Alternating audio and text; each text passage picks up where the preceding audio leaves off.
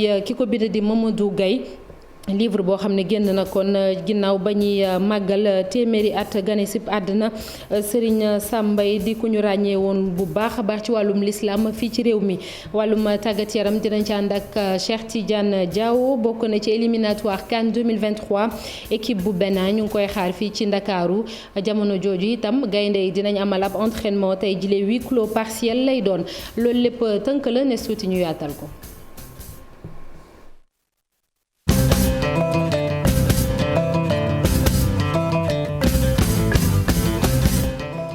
ginnaaw bañ leen ziyaare ba noppi tey jile am na jébbalante lenge diggante Abdoulaye Diouf Sarr mi ñu dénkoon ministère de la santé et de l'action sociale ak ko fa wuutu di docteur Marie Khemesse Ngom Ndiaye moom Abdoulaye Diouf Sarr mi ñu tekki nombool tànkam daanaka benn semaine ngi ni ginnaaw li xewoon fële ca Tiwaawan muy fukki liir yeeg benn yi ñàkk seen bakkeen ci lakk ba amoon ca service néonatologie ba foofa loolu moo waral sax ba ñi di waa kër docteur fare ca Tiwaawan Thiès ak yeneen diwaan dañoo banque seeni yoxo di wéyal seenu grève li ñu bëgg mooy seen naataango yooyu le mu di ab sage-femme ak ay infirmière ñu bàyyi leen ñoom dañ leen war a wanaat procureur bi bu Thiès tey jile ba léegi ñu jàpp ni ci service yi ci hôpital Mame Abdoul Aziz daanaka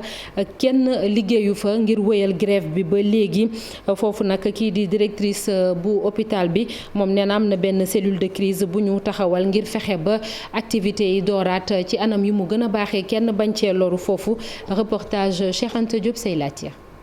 fii ci l'hôpital Mame Abdou Aziz Sy Dabakh bu Tiwaawoon benn fajkat ak liggéeykat ci l'hôpital bi dikkul fii daanaka service yu ci bëri dañ leen a tëj yenn waa kër docteur ñoo fi nekk di taxawu urgence yi directrice bu hôpital Mame Abdou Aziz Sy Dabakh nee na ñu ngi defi pexe ngir crise bi nga xamante ni moom la ñuy dund ñu am luñ ci jooyanti ba l'hôpital bi teguwaat ci yoon. te am na cellule de crise bu nu teg ñu ngi dajaloo di daje di xaar di xool nu ñuy def pour revenir à nos activités dellusiwaat si liñ doon def parce que mënul ñàkk ala kulli aal bu lii weesoo dañ war a continuer à fonctionner parce que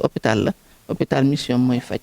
donc pour faj nag il faut ñu réorganiser waat toog waxtaanat xool nañ la ñuy def ba yëf yi tegwaat si raay bi loolu daal la ñu bëgg ñu ngi ci. loolee tax nag ay partenaires jóg nag doon dimbali l'hôpital bi nee nañ ñu war a taxawu lañ fondation maternité solidaire dikkoon nag fii ci l'hôpital Mame Abdou Aziz Sy Dabakh doon leen jox ay jumtukaay jëmale ko ci maternité bi. indiwaale suñu jàll à madame Badiane la directrice générale de l'hôpital kenn ku nekk li nga tollool nga def ko. dina tax mbir mu oyof lan la am ay table de chevet am na sax table d'accouchement. les hôpitaux publics wax dëgg yàlla ñu ngi góorgóorlu waaye am na lu des kenn ku nekk na li nga mën na nga ca jàpp pour que wax dëgg yàlla changement yi ñu bëgg ci secteur bi de façon positive ñu def ko pour que santé bi def yeneen bon. tey jii moom mooy ñaareelu fanu grève waa kër docteur yi di ko dagge Tivaouane jàpp Mboro Mexe Thiès benn waa kër docteur liggéeyul ba tax na ñoom sax dañoo xëyaat ñëw fii ci buntu tribunal grande instance bu Thiès ngir jàppale seen ñaari naataangoo yi nga xamante ne dañ leen a teg loxo. lakk bi amoon foofule ca hôpital ba amoon na lu ni mel fële ca Linguère ba tax ñu bëri samp ab laaj nan la ñu fas yéenee def ba lu ni mel dootu fi amati ut ci ay saafara koo xam ne xam-xamam dafa màcc ci wàllum normalisation dafa gis ni dañoo war a méngale installation yi ñuy def ci bâtiment yi nga xam ne nit ñi dañ fay dëkk waaye tamit bërëb public maanaam ñu bëri fa la ñuy daje ñu méngale ko ak lii di ay normes maanaam li ñu ci wax ci wàllum sécurité ak leneen Souleymane Ndiaye lay wuyoo moom nee na loolu munta ñàkk ci réew mu Sénégal dañ koy déglu ci micro Ibrahima Kane ak Alioune Diagne. ci kër yi mais également si lu ñuy wax établissement recevant du public ERP ak établissement recevant des travailleurs comme écoles yi marché yi poste de santé yeeg université yeeg yooyu décret bi dafa wax ne ci délai wu ñaari at ERP yi ak ERT yi dañ leen war a mettre aux normes. si leen loolu moo conduire ñu mettre en place lu ñuy wax COSUEL moom mooy comité sénégalais pour la sécurité des usagers de l'électricité moom mooy équivalence COSUEL en France te norme de référence bi moom la ñuy wax NS 01001 règle d'installation électrique basse tension jamono ji yow sénégalais bi soo tabaxee sa kër gu bees avant que distributeur bu ñuy wax Senelec mu lay ñëw mettre sous tension il va falloir que COSEL boobu yónni ay contrôleur ñëw vérifier ndax yow installation électrique intérieure bu ñu la defal ndax conforme na à la norme NS 01001 fekkee ne c'est conforme su boobaa nag lañ lay ñëw mettre sous tension donc loolu day permettre ñu lutter contre branchement clandestin yi mais également contre les incendies d'origine électrique. ñu wax ci leneen police nationale tey jilee doon jàkkaarloog taskatu xabaar yi ngir wax ci liggéey bi nga xam ne ñu ngi koy def daaw ba ren joxe yenn ci ay xayma Alhassane Ba mu ngi fa woon Alhassane maa ngi lay nuyu. maa ngi lay fay. di nuyu mbokku téléspectateurs yu télévision Futurs Médias. alors Alhassane lan lañ mën a jàpp ci rapport bi nga xam ne police génn na ko mu yitteel seen i activité atum 2021. atum 2021 boo xoolee rapport bi ñoom dañ ci jukki yenn poñ rek soxna naata mën nañu jàpp li nga xam ne jëm ci wàllum drogue ay cinébar ak yooyu gis nañ ne Sénégal li ñuy consommé ci wàllum yamba ci Sénégal bëri na boo xoolee nag jàpp nañ ay régions yoo xamante ni ñoo koy gën a consommé li ci mel ni Thiès moo jiitu teg ci Kolda ak Dakar Diourbel ak Sédhiou gis nañ ne ñeenti région yooyu juróomi région yooyu la ñuy ëpp li ñuy consommer li jëm ci wàllum yamba ak xeetu drogue yu mel noonu leneen itam loo xamante ni rapport bi wax na ko ci soxna naata muy jëm ci wàllum délinquance ak criminalité gis nañ ne fan yi yëpp yëngu woon na yu mel noonu ñu ngi ko doon coow yu mel noonu mais gis nañ ne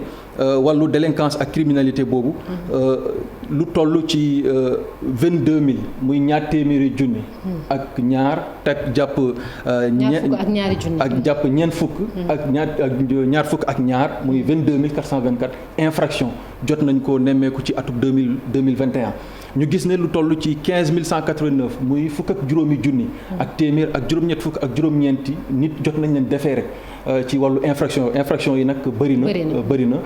dinañ ci ñëwaat xam naa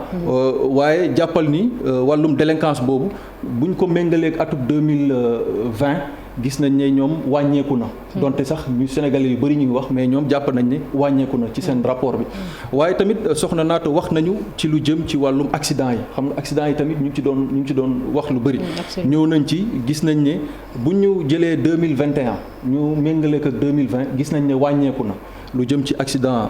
plutôt yokku na dafa yokk 2,56% lu jëm ci wàllum accident matériel yi muy xeetu jumtukaay ak yu mel noonu gis nañ ne tamit accident corporel yi mooy doomi aadama yi waa nit yu def accident gis nañ ne aussi loolu yokku na waaye dañu gis ne accident yoo xam ne ndeeteel yi dañ ko ciy gis mooy nit ñuy faatu ci accident yi dafa wàññeeku loolu nag 0,27% muy téeméer boo jël daanaka jege na benn bi rek loolu nekk na ci li ñu mën a jàngat ci rapport bi leneen itam loo xam ne soxla naata ñu wax ko rek ci beneen poñ muy lu jëm ci wàllum mbëkk mi ak nit ñi fiy dugg loolu yëpp ñoom dañ koy xayma di ko jàng boo xoolee jàpp nañ ne 1,19,372 sénégalais jot nañ dugg ci réew mi waaye ay étrangers tamit yu dugg ci réew mi atum 2021 toll na ci 1 million plutôt 1,10,000 waaw 286 ñoo xam ne ay étrangers lañu jot nañ dugg ci réew mi boo xoolee tamit ci wàllu mbëkk mi nee nañu ñeenti bateau embarcation képp muy ay gaal yuy jóge fii di dem Îles Canaries ca Espagne nee nañu ñeent képp la ñu jot a gis ci atum 2021 buñ ko méngaleeg atum 2020 nag dañuy gis ne ñeent fukk ak ñett muy 43 amoon na nee nañ nag boo xoolee xeetu drogue yeeg pour ñëwaat ci drogue beeg yooyu lu tax mu bëri mooy xam nga mbas mi amoon na fi ñu tere yu bëri woon waaye dañu gis ne mois de avril mai juin 2021 bu restriction yi maanaam li ñu doon tere bi ñu commencé bàyyi seen loxo muy nguur gi kilifa yi bi ñu commencé bàyyi seen loxo ci la ñu commencé gis ay xeet yu bëri nag muy wàllum drogue beeg ak wàllu yu mel noonu xam nga waa yenn yi accident yeeg yu mel noonu ci lañ ko commencé nemmeeku donc loolu ay poñ la rek yoo xam ne rapport bi bëri na yaatu na waaye ñeenti poñ yooyu rek mën nañ ko jukkeegu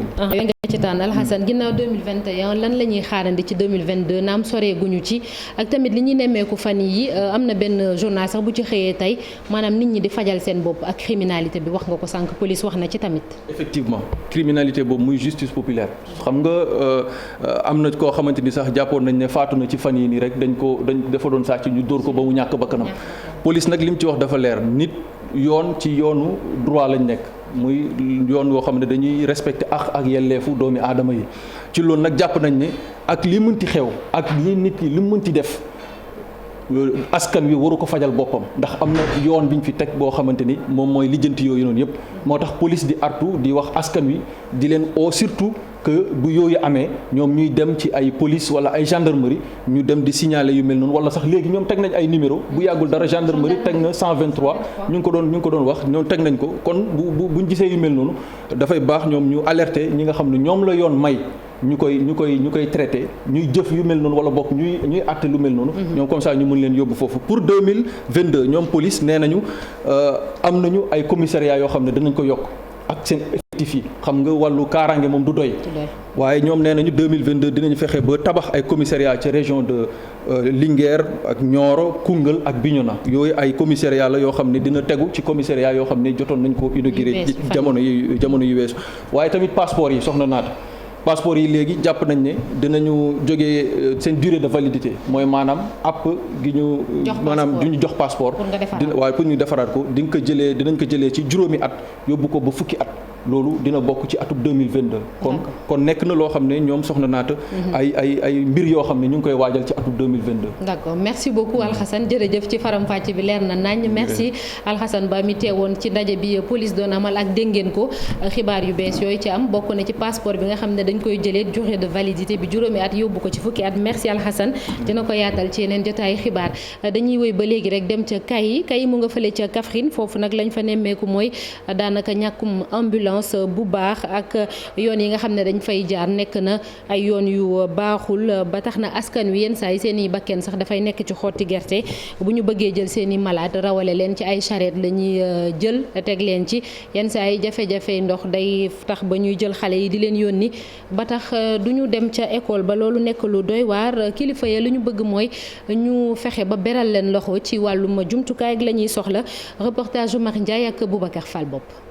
La commune de Kayi qui polarise 33 villages compte au total 5 postes de santé, mais des ambulances pour l'évacuation des malades font défaut. Quand même, les villages qui sont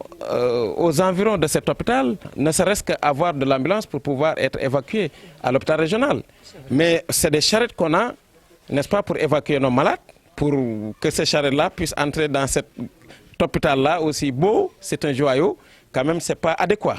C'est pourquoi nous sollicitons les commune bu Kayi boot fanweeri dëkk ak ñett ak juróomi poste de santé waaye jamono ji tumaranke lool ab ambulance buy rawale ay malade bu leen fàtte ne hôpital bu mag bi nga xam ne tabax nañ ko ci région de Kaffrine ci commune Kayi lañ ko def te dëkk yi ko wër dañoo am problème pour ñëw ci hôpital bi parce que amuñ ambulance boo xam ne moo leen di évacuer sinon ay charrette lañ am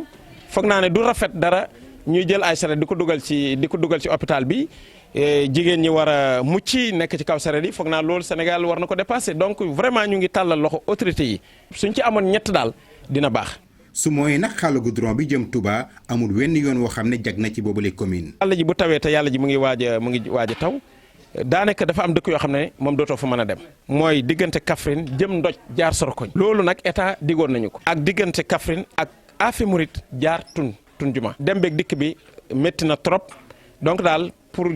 ñàkk ndox tamit dokk na ci seen i jàmbat ba tax na gone yi jàng ci école français yi dañuy faral di tardé ndax rootaan bu takkarnaase. fanweeri gox-goxaat yi ak ñett yi nekk ci région de Kaffrine fi urgence am mooy commune Kayi te foofu mu ngi am fu ñuy wax Pété ñoom day waxuma la sangu sax waaye naan mooy seen problème sangu moom sax xalaatuñu ko te xale yi jàngeetuñu parce que ñoo jël saret yi dem di wuti ndox ci dëkk yu sori yi route nationale bi la route nationale numéro 1. moo dañ koy traverser donc ça crée des accidents mais raay bi foofu aussi dafa kawe charrette yi mënuñ ko traverser donc il faut nécessairement daal ñu am ndox. ci bi ñuy jot ay matériel jëm ci kër docteur ci ndimbalu Gorgui Sy Dieng ci la ñu birilee nag yooyu li jafe-jafe yi nga xam ne commune bu Kayi mi ngi koy jànkonteel. beneen loraange la itam ci xale yi nemmeeku bi mooy ay millions vidéo yoo xam ne dafa doy waar maanaam à caractère pornographique dañ koy nemmeeku ci ay africain lu ci mel ni ay sénégalais tamit ci internet bi lañ koy gis ba cellule d'appui à la protection de l'enfance moo xam le lu ni mel mbootaay boobu di ci dolli ni xayma gi dafay gën di yokk te li gën a tax mu ni mel mooy confinement bi ñu fi nemmeeku woon ci jamono Covid 19 bi ni ñu doon tëjee xale yi ak mag ñi mbootaay bi dafa amaloon ab séminaire ngir fexe ba sensibiliser ñëpp ñi ci laale rawatina ndaw ñi itam ci li mën a tukkee ci internet bi maanaam lorange yi Ramatoulaye Ndaw Diouf moom mooy coordonnatrice nationale bu cellule d'appui à la protection de l'enfance ñu déglu ko ci micro Abdourahmane Diallo ak Mamadou Gueye ca Mbour. at yi ñu weesu année dernières années yi dañoo dugg bu baax ci li ñuy woowee révolution numérique foo gestu nit ñaa ngi yore téléphone nit ñaa ngi yore tablette te loolu lu baax la parce que day tax xëy na xale yi dinañ mun a jàng lu bëre dinañ mun a dem foo xam ne xëy na ñun bi ñu nekkee xale daanaka mënuñ fa woon àgg waaye internet daf lay permettre nga dem foofu waaye itam li nga xam ne moo ci doon jafe-jafe mooy que loolu mu lay may dafa am ay jafe-jafe ak ay gàllankoor yu bëri yu muy indi maanaam xale yi nekk ci internet dañ fa toog lu yàgg ba nga xam ne dinañ fa mun a xëy na gis ay contenu yoo xam ne dëppeewul ak suñuy aada suñuy cosaan ak suñu seen àq ak yelleef de telle sorte que dañ leen war a tàggat bu baax pour nga xam ne bu ñu nekkee ci internet bi ñu mun a xam bu baax fi ñuy teg seen tànk mun a ànd ceeg dal de telle sorte que képp koo xam ne yaa ngi liggéey ci internet boo nekkee ak ay xale di nga leen mun a wax moytul boo nekkee ci internet seetal li ngay posté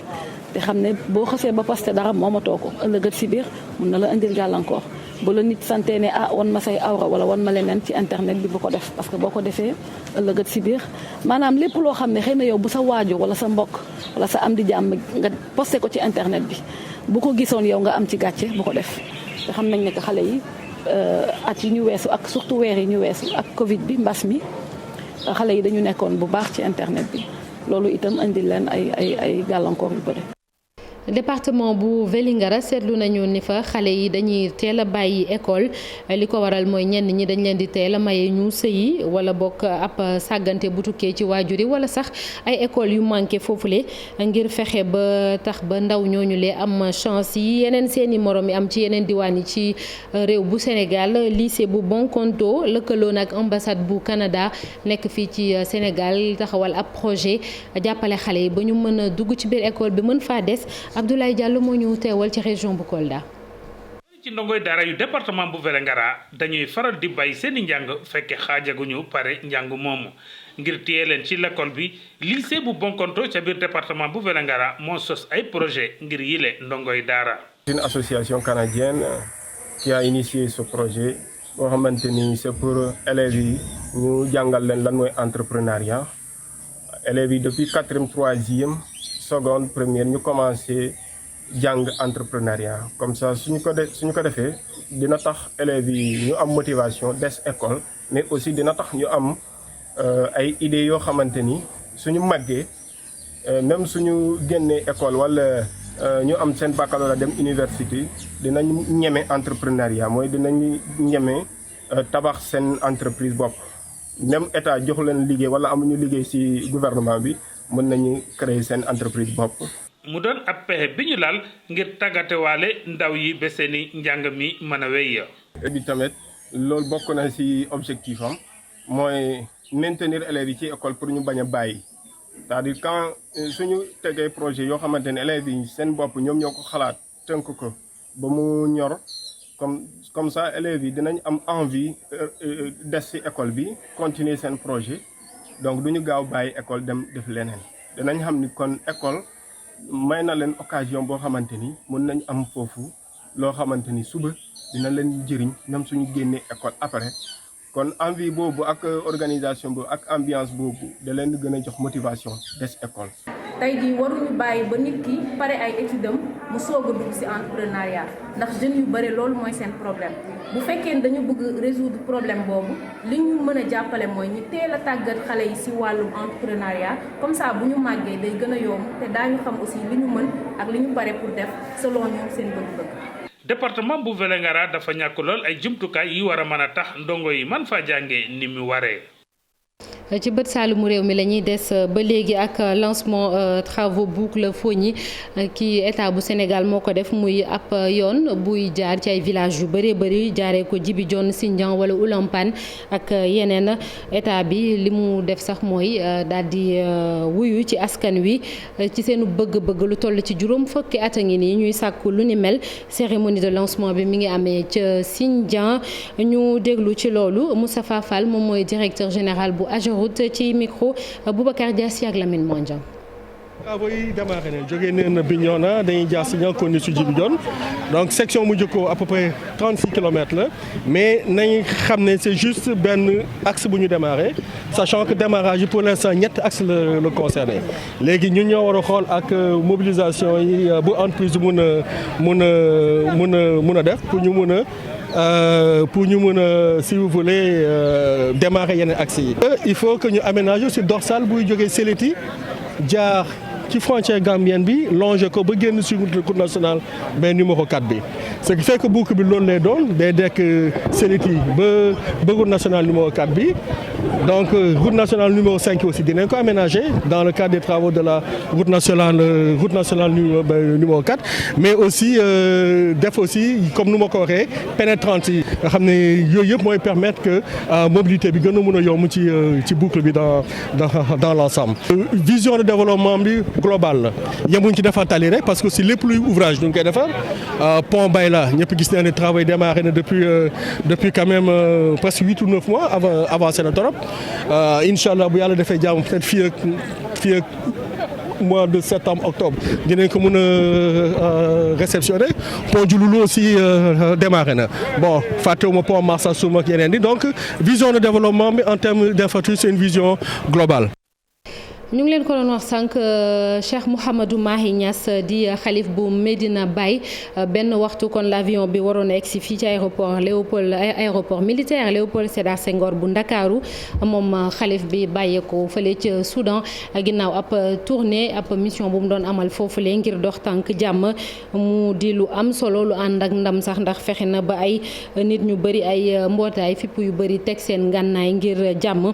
dellu siwaat foofule ca Soudan. du ñàkk kon ci yeneen jotaay dinañ ànd ak yéen ci kon tertu bi nga xam ne taalibe yi rawatina jullit yëpp defal nañ ko kii di Cheikh Mouhamadou Mahi Niass ak ndam la mu amal foofule ca Soudan ni ngeen gisee image yooyu kon taalibe yi dem ci tertu bi. Président Macky Sall moom bàyyeeku na fi tey jile alxamis jëm fële ca Russie moom mi jiite it Union africaine fas yéene waxtaan ak Vladimir Poutine jiite Russie ni ki ëllëg fële ca Sotchi ñu nar a waxtaanee guerre bi am foofu diggante Ukraine ak Russie ak jafe-jafe yi mu jural àdduna rawatina réew yi féetee fii ci Afrique moom président Macky Sall di ànd ci tukki boobu ak kii di président commission bu Union africaine di Moussa Faki.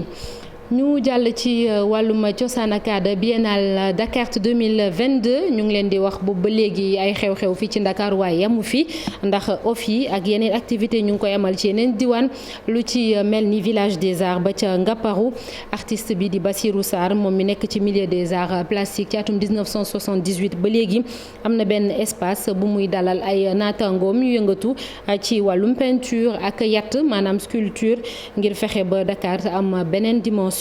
moom li mu bëgg mooy ubbite ngir fexe ba art bi gën a am solo fii ci réew bu Sénégal Cheikh Tidiane Diaw ak Ibou Diouf ñoo ñuy wax ci artiste boobu les reportages. ci wetu artiste peintre yi am na tamit ñeneen ñuy wone seeni mënin di gën a jëmmal événement bi. ndax Ngaparou dëkkuwaay bu am solo la. bëgg waxtaan daal ak artistes yu jógee bitim réew ak ñi nekk itam fii ci réew mi ndax ñoom laa bëgg dajale ñu gën a jëmale lii ñuy wax aar bi kanam. village de Ngaparou di centre boo xam ne day fësal li sunu artistes yi di liggéey Bassirou Sarr di kilifa bërëb bi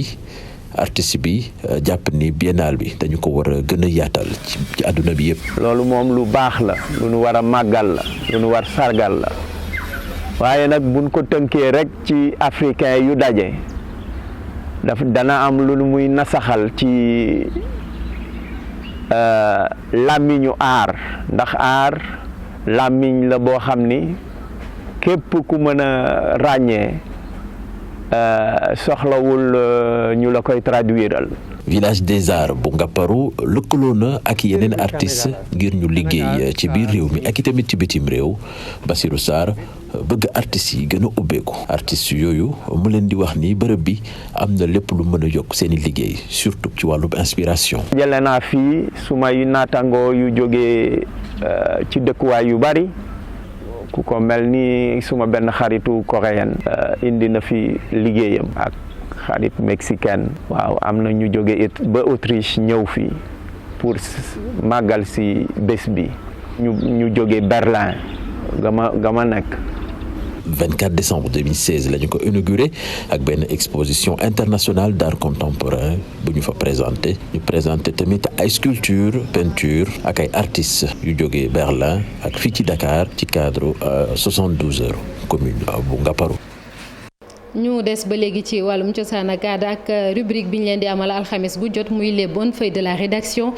tey téere bi Ibou Diouf yër xool ko muy Serigne Sam Mbaye parcours d'un moudjahid maanaam kuy xeexal diine wala biographie d'un moudjahid kuy indi lu bees mu di ab téere boo xamante ni daal dañ koo jaarale ci dund ak jaar-jaaru Serigne Sam Mbaye ñu xam ko bu baax mu xarañ ci wàllum diine fii ci Sénégal ñu génne téere boobu ci jamono ji ñuy màggal téeméeri at yi sëriñ bi gane si woon àdduna ñu ànd ceeg Ibou Diouf ak Youssou Baro. téere bi ñu mool bokk ci li ñu duppee essai ñu jagleel ko Serigne Sam Mbaye di kilifa diine boroom xam-xam bu mag nekkoon fi tamit ko xamante ne yëngu na bu baax a baax ci lépp luy jëmale diine islam ca kanam. maanaam jaar-jaaru nit ku doon xeex ngir ngëm ngir doon xeex ngir fexe ba jullit ñi gëm seen borom ak kenn koo xamante si nii dafa yeesal diine maanaam dafa yeesalaat jàngalam yonent bi sallallahu alayhi wasallam. ñu xaaj ko juróomi pàcc ci loolee nag boo ko liiree di nga ci gis lépp li nga xamante ne def na ko ci diine islam. téere bi liñ ci dëxëñ mooy dundam ni mu ganee àdduna fi mu jàngee fi mu jaar. waaye nekkoon na professeur d'université nekkoon na imam nekkoon na borom kër nekkoon na koo xam si ni ku doon taxaw umma islamique bi la. Mamadou Gaye mi bind téere bi nag. ne lii moom dëkk jagleel ñi nga xamante ne ñooy jullit yi ak itam ñëpp ñi nga xamante ne ñu ngi yëngu ci wàllu recherche. bi mu nga dikkee ci jamono bi nga xamante si nekkoon naa ndongo université di jàng yoroon ay téere yoo xam ni suñ benn nijaay taalibe Serigne Sam moo ko traduire woon maanaam conférence Serigne Sam la traduire woon ci français fan nekkoon nag dafa jàng ñuy jox ay texte français ñu koy traduire ci anglais ñu yoroon yooyu di ko liir di ci liifantu di ko jéem. ban demee benn yoon vacances suñu dëkk kokki suñu waajur bu góor gis ko ni ma kat lii kat boo ko bëggee def bu fekkee soxal na la yitteel na la demal ci sëñ maam Cheikh mi xalifa sëñ Sam nga wax ko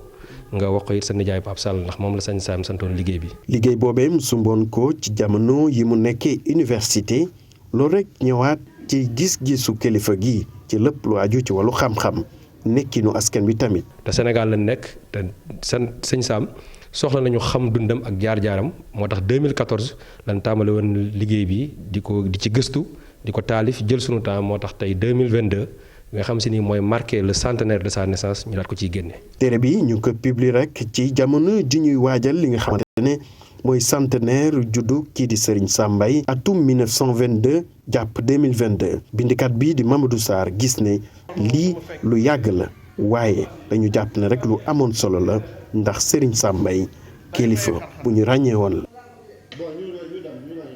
jërëjëf Ibou Diouf léegi dañuy dalal Cheikh Tidiane Diaw ci xibaaru tàggat yaram mi Cheikh maa ngi lay nuyu. maa ngi lay fay soxna Naata. football la ñuy waxtaane ak gaynde yu Sénégal tey di ñuy wéyal seen préparation fële ca Diamniadio tey si ngoon nag dinañu fa entraîner après nag entraînement bi sax dañu ni huis clos la mais quart d'heure académique bi comme ni ñu koy faral di waxee may nañ ko journalistes yi ñu teewee ko maanaam daal xeetu nu mu tuddati huis clos partiel lay doon tey jii ci ngoon fële ca stade Maître Abdoulaye Wade ci jamono jooju moom ña ngay xaarandi waa Bénin seen délégation dina yegsi fii ci Sénégal tey jii ci ngoon Bénin nag nekk adversaire boo xamee ni dafay faral di réussir bu baax équipe nationale bu Sénégal de 2002 ba ñuy dem ca coupe du monde ba ñoom la ñu njëkkoon dajeel ci tour préliminaire ba éliminé leen ci coupe d'Afrique 2019 tamit Sénégal seen kaw la jaaroon ba muy qualifié ca demi-finale ba dañ ciy teewlu Mamadou Ndiaye. miinante nañu ci ay daje wàññi nañu lu tollook juróom benn daje yi nga xamante ni Sénégal ak Bénin tase nañu ko ci ay éliminatoires yu bokkul bi ci mujj nag ñi ngi daje ci Coupe d'Afrique des Nations bi amoon fële ca Égypte ci atum 2019 boobu nag Sénégal amoon na ay jafe-jafe lool ci quart de finale bi ngir gagné équipe bii di Bénin gannaaw ba bu ñu fàttalikoo Idrissa Gana Gueye moo libéré équipe nationale bu Sénégal dugal bii bi nga xamante ni moo qualifié au Sénégal ci demi-finale ba. Bénin tamit dajewaat na Sénégal ci tour préliminaire éliminatoire Coupe du monde ci atum 2002 boobu bu ñu fàttalikoo booboon njëkkoon nekk première sélection bu kii di El Hadji Ousseynou Diouf Sénégal daal di def ak moom match nul ci match aller ba gannaaw ba ci match retour ba Sénégal daal di koy daan benn bal ci dara. ci atum 2007 ak 2008 Sénégal tamit dafa gagné woon ñii di équipe bii di écurie bu Bénin bi ñaa équipe bi nag donte qualifié woon ci coupe du monde équipe bu Bénin bi nag donte qualifié wul ci coupe d'Afrique bi amoon ci atum 2022 bi fële ca Cameroun waaye équipe bu mat a bàyyi xel la Sénégal fas yéene daje ak moom samedi bi ci éliminatoire coupe d'Afrique 2023. samedi 19h le match bi coup d'envoi fële ca stade Abdoulaye Wade ca Diamniadio ci coup d'envoi éliminatoire Coupe d'Afrique des Nations 2023 sax démb lañu ko amal ak Ghana bi nga xamee ni démarrage bu am solo la def ndaxte dafa dalal équipe bu Madagascar daan ko ñetti bal ci dara bi ñi ko dugal nag bokk na ci Kudus Diane ak Boukari Angola moom dafa daan Centrafrique ñaari bal ci benn programme bi tey ji Nigéria dina dalal Sierra Leone Guinée Bissau moom Île Maurice lay dajeel naata ñu wax ci barrage coupe du monde zone Europe ak Ukraine ñoom qualifié nañu ci seeni finale boo xamee ni équipe bu Pays de Galles bu Gareth Bale moom la ñuy dajeel finale boobu nag ku fa gagné dina bokk ci équipe yi nga xamee ni ñoom ñooy bokk ci coupe du monde bi nga xamee ni ña ngi koy amal fële ca Qatar. Ukraine démb dafa fekk Écosse daan ko ñetti bal ci benn donte seeni réew mi ngi ci guerre bu tar jamono yi ak Russie waaye ña ngay góorgóorlu ca éliminatoire yooyu de ñu jeexale ko naata ci wàllu basket ci jigéen ñi ak Nigéria ñoom nag nekk champion d'Afrique ñoom dañoo déclaré forfait ci coupe du monde basket féminin ba ñu amal ca Brésil FIBA ndax ñoom dañoo décidé ni Mali nga xam ne ni moom moo jëloon ñaareelu place bi maanaam deuxième ci classement bi moom moo nar a représenté continent bu Afrique foofu ca mondial ba. merci beaucoup Cheikh Tidiane Diaw ba ëllëg ak jàmm incha allah. merci ñu soobu ci yëglekaay yi li ñu xëyee tey ak Mamadou Mouhamed Ndiaye. ngeen jëf docteur Marie Khemesse Ngom Ndiaye ministre de la santé njiit réew mi Macky Sall sant na ko mu taxaw nu mu gën a gaawee ci paj mi wopp ci réew mi Le Quotidien nañu juróom benn yëf la ko ne na ko lijjanti ngir santé bi mën a dox ni mu waree ci Sénégal ubbil yéenekaay bi journal bi mi ngi ñuy leeralal juróom benn yooyee yan ak yan la Walf Quotidien tënkee ko ci ne Khemesse aux urgences Les Échos dolli ñu ci ne toogaay amatul ci ministre de la santé bu bees bi di docteur Marie Khemesse Ngom Ndiaye ne bi ñuy def démb ndajem conseil des ministres bi njëkk ginnaaw jëyee jëwoon ci hôpital bu Tivaouane président Macky Sall wax na fa urgence gi am ci joyende système de santé bu Sénégal moderniser hôpital yi réew mi te sas wu ni mel président Macky Sall docteur Khemesse la ko wékk anki dina kay dañu xamal ne moom ministre de la santé docteur Marie Khemesse Ngom Ndiaye weer la ko njiit réew mi appal ngir mu tegal ko ci taabalam fa inde bi di folote maanaam yi mu jàpp ne yooyee la ñu war a taxaw war koo joyandi ngir santé bi mën a tegawaat ciw yoon école de formation yi ñuy former agent de santé yi ci public bi comme ci privé bi journal enquête nee nañu président Macky Sall nee na nañu leen auditer xool leen biir ak biti ba xam li ñuy jàngale lu mu Soleil national nañu loolee ci la bokk waaye du loolee rek yi mu santaane ngir ñu moderniser hôpital yi réew mi ak ni ñu yore hôpital yi ñi ngi toll ci juróom benn mesure feneen ak ci leneen lu ñu dëkkee teg ay mesure te ba léegi saafara amugu ci Sud Quotidien nee nañu moo di ci wàllum inondation yi ci Kër Massar ne ñoo ngi ciy dugal ay milliards te nawet bu ñëw koppar yu ñu ca def inondation yi ni ko dënniix te du feeñ fenn Sud wax ñu nit ne ñoo ngi wax fukki milliards ak benn yu war a dem ci ay travaux ngir luy jàllale ndoxum taw mi ba du taa ci quartier yi nga xam ne plan d'urgence ba yeggu fa ñu yegg ci l'Observateur yegge leen leneen loo xam ne yéenekaay bi nee nañu bu ñu ca yeggee jafe-jafe yu rëy la nar a jur ci réew mi xarum tabaski l'Observateur nee nañu lu nar a jafe la ci tabaski ren gi ni xont bi di aliment de bétail beeg ni mu jafeek ni mu seere bu ñu moytul dina feeñ ci njëgu xar mi ba ñëpp yëg ko Mamadou Ba dib consultant expert jiite kuréel gii di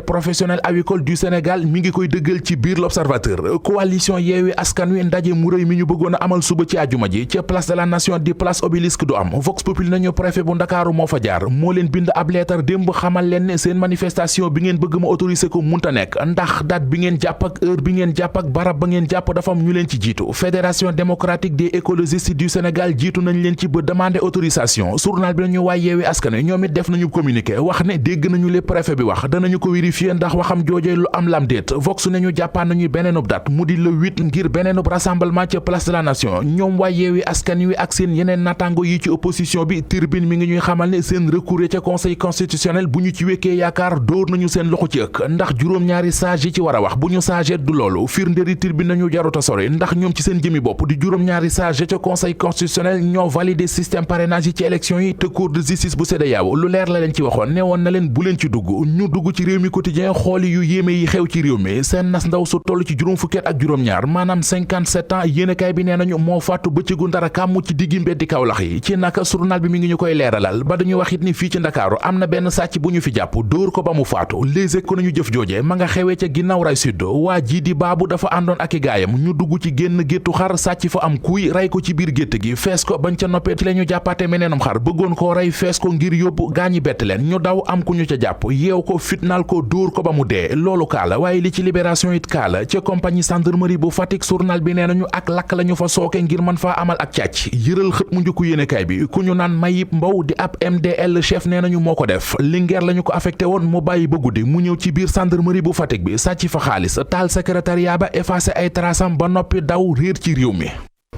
jërëjëf Mamadou Mouhamed Ndiaye sant leen itam ci ànd beeg TFM rédaction bi di leen dig daje à partir de 19h incha allah ci yeneen xibaar ma leen di